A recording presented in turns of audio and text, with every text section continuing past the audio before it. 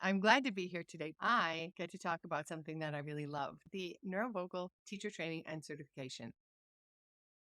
I have been teaching this class for 5 years. I have noticed that there are basically two kinds of people who take this class. There are the college educated voice teachers who are trained mostly or exclusively in classical technique. Here they are with their swell classical training and they love singing classical, but all of the people that they are being of service to, or at least most of their clients, want to sing popular styles or contemporary music theater, which is not too far afield from popular styles, let's be honest.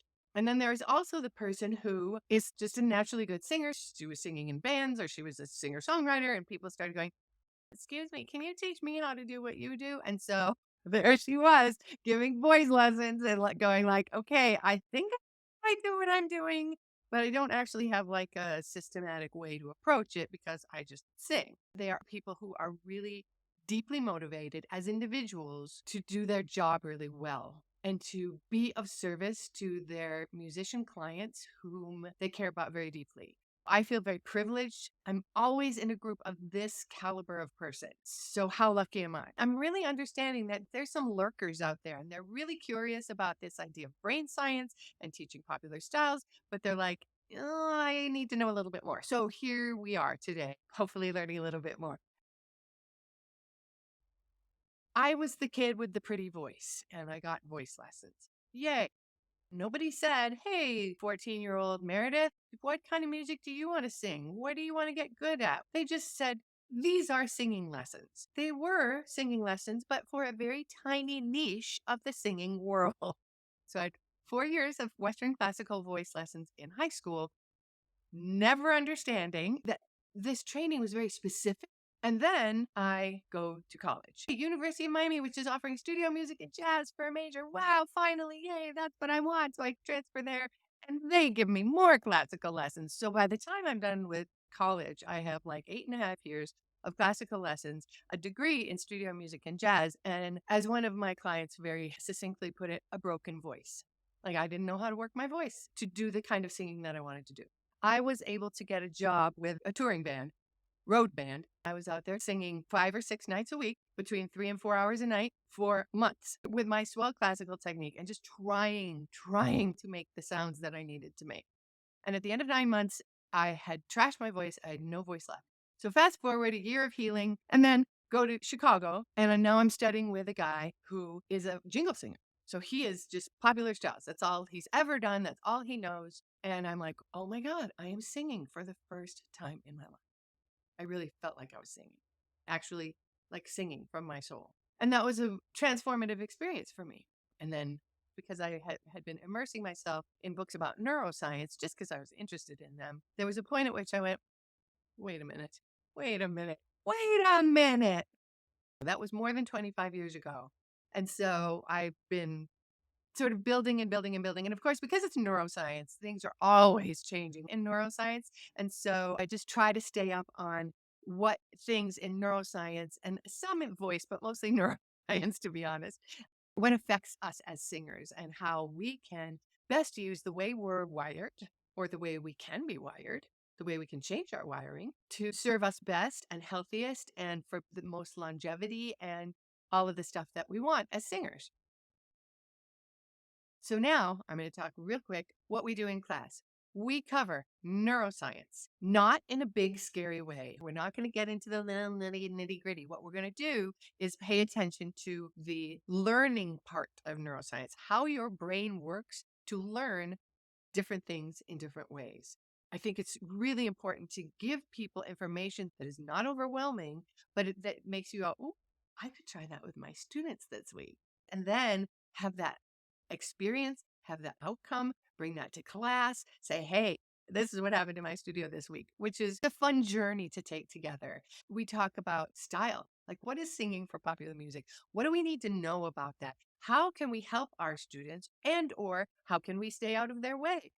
Different people need different things. How do we do that? How do we navigate that in a way that is empowering to our students, in a way that is acknowledging them as individuals and as musicians, but also gives them the support that they need? So we talk about that. We talk about how people will learn, some about anatomy and physiology, just so that we know that we're all on the same page. We talk about breathing. How is breathing different for popular styles? As people, we tend to learn better when we learn things in little bits.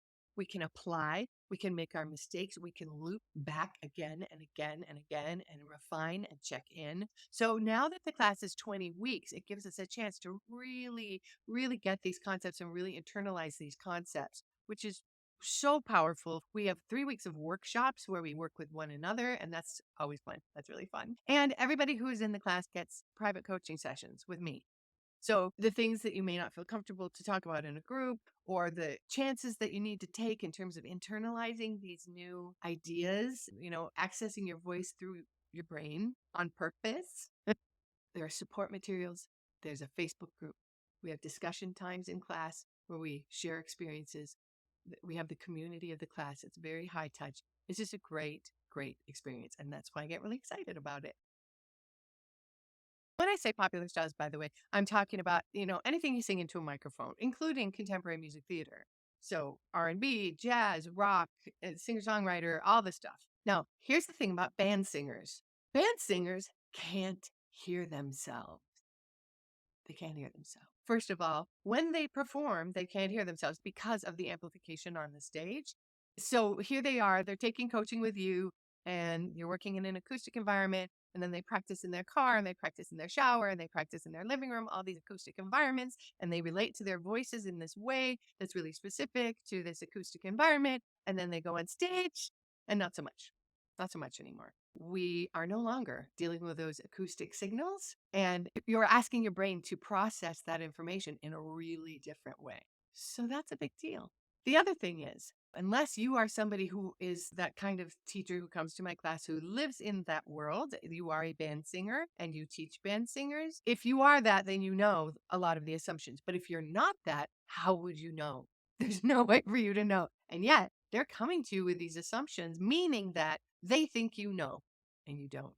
So that's another big thing. They're kind of scared of you because they're afraid that you are going to change their singing. They do not want their singing changed. They don't want to change their singing. They want their voices to be more responsive to their intentions. That is a very different outcome, a very different goal. Oh, singers of popular styles. Okay, here's what I'm going to tell you. They do not trust you. If we have come from the idea that we're teaching singing, particularly if you are classically trained or you're trained for music theater, you are trained as somebody who is the voice of the composer. And so there's a way to do things. Depending on what you're studying, there's a framework that's more or less strict. If your teacher is teaching you to sing for Western classical styles, you're learning how to sing because you have to know how to sing for those styles. If you ever want to get any work or attention or opportunities at all, there's a specific way to sing for those styles. So your teacher is teaching you how to sing. In popular styles, though, you are not teaching to the genre as your teacher might have been. You are teaching to the individual. And that is a very different mindset. You are teaching for a person.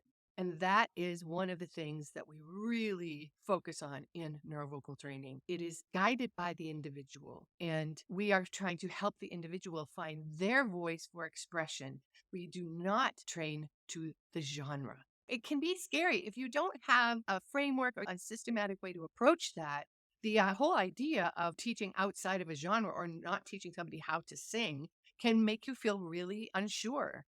But if you have a sense of, oh, I know how this goes, like I know what the goals are and I know how to get there, then it's super fun. It's just fun. It's fun. That's all I can say. It's fun.